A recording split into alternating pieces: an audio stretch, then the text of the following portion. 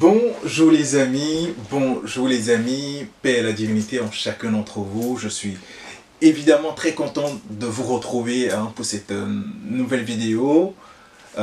Avant qu'on entre dans le sujet qui nous réunit aujourd'hui, fête du Vaudon, je voudrais avant tout vous souhaiter une excellente année. Que cette année soit une année d'abondance pour chacun d'entre vous. Que cette année soit une année de progrès fulgurant, d'accord, dans le domaine de la spiritualité, dans le domaine financier, dans vos vies relationnelles, mais vraiment de tout cœur, je vous souhaite une année d'amour, vraiment de paix illimitée, de vie illimitée. Le sujet dont on va parler aujourd'hui, c'est un sujet très important. J'en avais déjà parlé un tout petit peu sur la chaîne, mais on n'est jamais vraiment entré dans le détail. Alors il s'agit de quoi? Il s'agit de parler du principe du fonctionnement des Vodons, de la façon dont les divinités fonctionnent. Et donc, j'entends par la façon dont les divinités fonctionnent, la façon dont nous-mêmes nous fonctionnons. Et on va faire le lien tout à l'heure, vous allez voir, c'est très simple.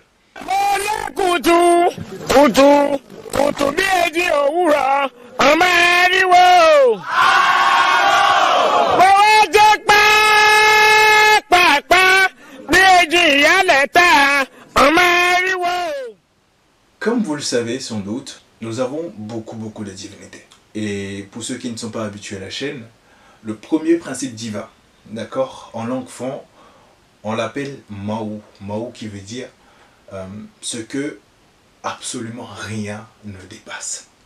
D'accord? C'est ce qui est insaisissable. C'est cette force-là qui est incompréhensible, à laquelle personne n'arrive à se faire une... On est toujours dans le flou quand il s'agit de Maou.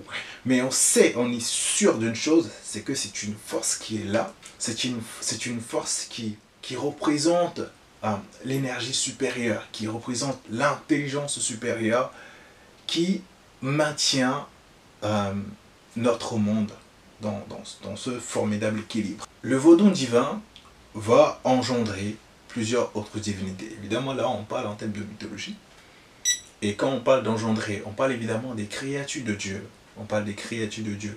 Donc, on va parler des arbres, on va parler de la terre, on va parler de l'eau, on va parler de feu, on va parler de l'air, on va parler de tout ce que vous connaissez déjà. Et donc, ces différents éléments, on les retrouve notamment à travers la formulation les minonans. Les minonans qui représentent la forme non différenciée, d'accord, de ces quatre éléments. Et si on veut pousser et aller loin, bah évidemment, on va faire l'analogie et tout. Et toutes ces formes-là, on va les retrouver justement dans Maou. Maou qui représente la forme suprême, non différenciée, de toutes les créatures, de toutes les divinités, de tout ce qui se veut. Évidemment, quand je parle de tout ça, je parle de nous-mêmes. Je parle de nous en tant qu'êtres humains, parce que quand je parle de terre, évidemment, je parle de nous. Vous savez, nous ne sommes qu'une formation de terre, d'une accumulation de terre. On mange, ça s'accumule, et puis on a ce jeune garçon-là qui est... Vous voyez. Mais tout ça, évidemment, est animé d'une certaine énergie. Tout ça est animé d'une certaine force. Il y a de ces divinités qui, dans le panthéon vaudon, arrivent à matérialiser ce dont nous parlons, ce dont je veux vous parler. Quand vous prenez une divinité comme la divinité Agé, Agé qui est évidemment une divinité qui est très connue, je crois surtout dans le Monokufo, une divinité qui est très connue, c'est une divinité qu'on retrouve dans la brousse, qui incarne cette force de la brousse. C'est une divinité, au départ, elle est toute petite. Juste une petite motte de terre, elle est toute petite comme ça. Et plus on la nourrit, elle grandit.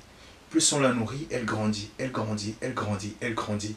Et en fait, ça n'a pas de limite, quoi. C'est-à-dire que tant qu'on va continuer à nourrir cette divinité, bah, elle va continuer à grandir. Et donc, évidemment, cela veut dire que la force de cette divinité également croit que la force de cette divinité augmente. Et donc, la force qui anime cette divinité, qui augmente, c'est ça que nous appelons mana. Je pense qu'il est important de faire une pause sur le terme mana, qu'on essaye d'expliquer un tout petit peu, qu'on essaye de définir un tout petit peu.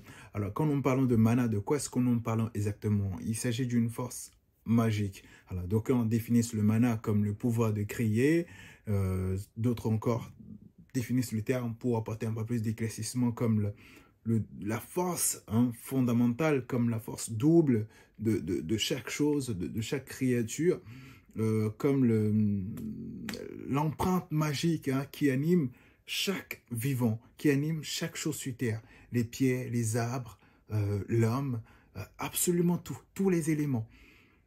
Donc c'est un peu ça, quand nous parlons de mana, nous parlons de ça. Et donc évidemment, quand une chose meurt, le mana ne disparaît pas, parce que c'est ce mana exactement qui représente l'empreinte qui nous relie au tout, qui nous relie à l'intelligence supérieure, à la force supérieure. C'est ça que nous appelons mana. C'est dans ce terme-là que nous parlons de culte des membres de nos ancêtres. Mais on laisse la suite dans la vidéo. C'est cette force-là qui nourrit chaque divinité, qui nourrit absolument tout sur cette terre. C'est pourquoi nous parlons des manes de nos ancêtres. C'est pourquoi nous parlons des cultes des manes de nos ancêtres. Vous voyez, quand nous utilisons ce terme, ce n'est pas pour désigner quelque chose de très simple. Ce n'est pas pour faire joli.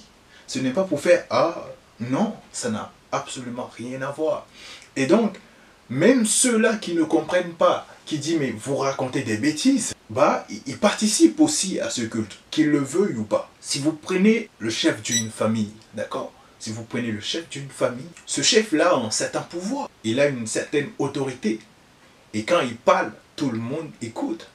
Quand il y a un problème dans la famille, on pense d'abord premièrement à ce chef-là.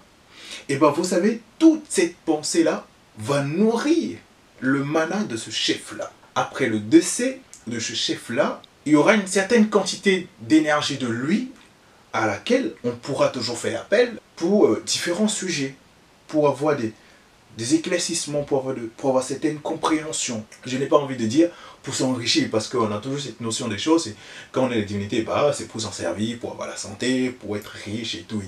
Mais moi, je ne vois pas les choses comme ça.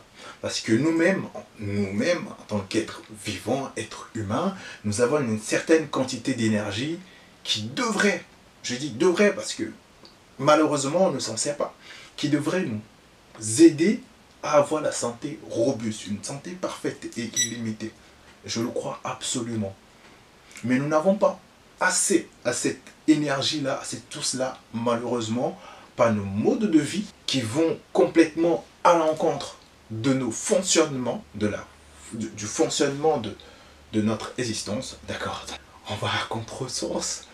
Et donc, ce mana-là est cette force-là qui anime toute divinité. C'est ça qui fait que un prêtre, d'accord, un prêtre vaudon peut prendre une pierre,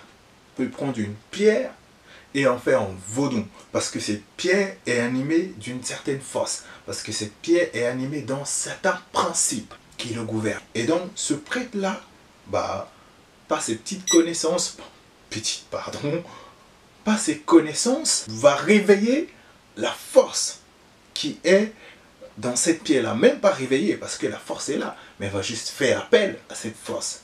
Elle va l'animer, cette force. Pas des incantations. Et c'est comme ça qu'on obtient. Donc au fond, quand nous parlons de fétiche, nous ne parlons pas de quelque chose de malveillant. Parce que même inconsciemment, nous vivons avec cette réalité-là tous les jours.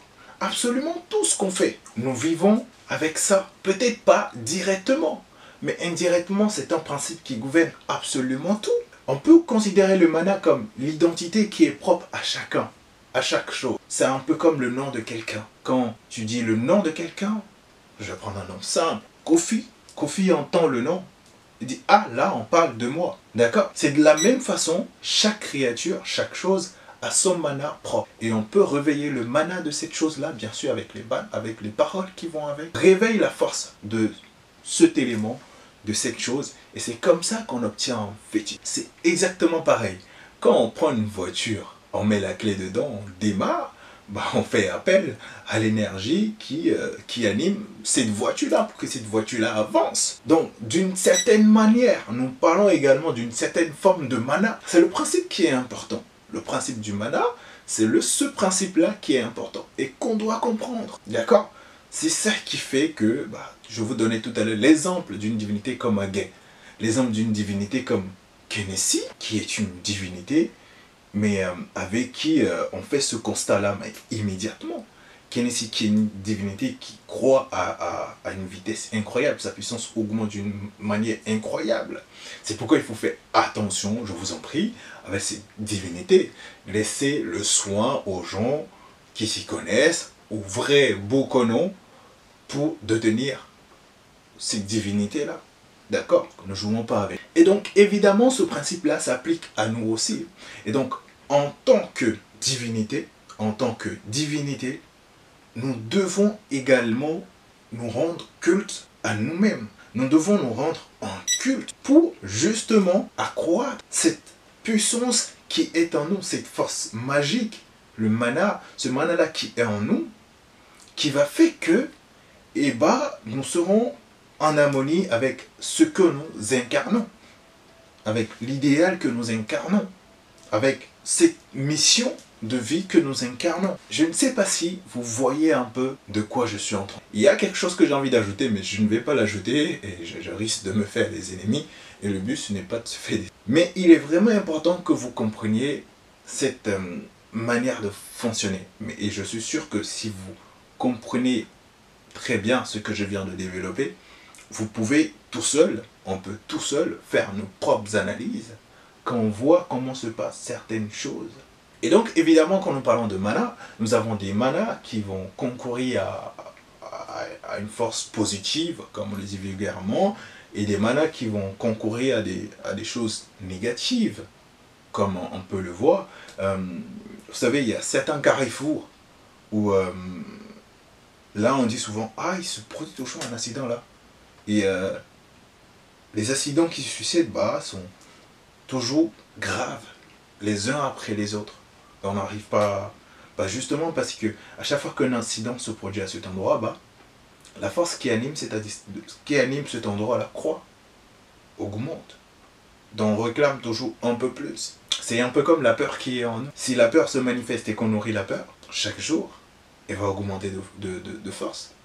Et c'est comme ça que on se crée des forces, on se crée des dignités, on se crée des choses, des entités qui deviennent nos bourreaux. Donc, est-ce que vous voyez un peu ce que je suis en train de dire? Donc, le vaudon, c'est quelque chose à laquelle on ne peut pas échapper.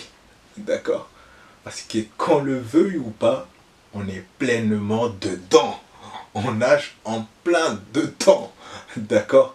Donc, je voudrais juste qu'on réalise ce principe, ce fonctionnement qui est très très important en ce jour, qui est très très important, surtout pour les Béninois, pour les adeptes de Vaudon, parce que c'est la fête du Vaudon. Donc là, j'imagine dans toutes les communes du Bénin, c'est chaud bouillant. Donc pour conclure, en tant que Vaudon, en tant que divinité, ce qu'on doit faire chaque jour, c'est de se rendre un culte à nous-mêmes, avant de rendre un culte à une quelconque divinité, à un quelconque Vaudon, on se doit de se rendre un culte. La manière dont vous rendez un culte à un Vaudon, de cette manière même, rendez-vous un culte. Quand vous vous réveillez le matin, saluez-vous. Avant d'adresser une prière à un quelconque Dieu, à un quelconque ce que vous voulez, adressez-vous d'abord une prière pour vous-même. D'accord? C'est super, super, super important. Et vous verrez que avec de la discipline, on arrivera à réaliser des choses vraiment grandioses. Et c'était tout ce que je voulais partager avec vous aujourd'hui. Et encore une fois, excellente année. Année d'abondance, année de paix. Et voilà quoi, de santé illimitée. Et voilà. Ça a été un plaisir de vous retrouver encore une fois pour partager, pour ce moment de partage, hein, vous le savez. Et voilà, prenez soin de vous et à la prochaine. Salut!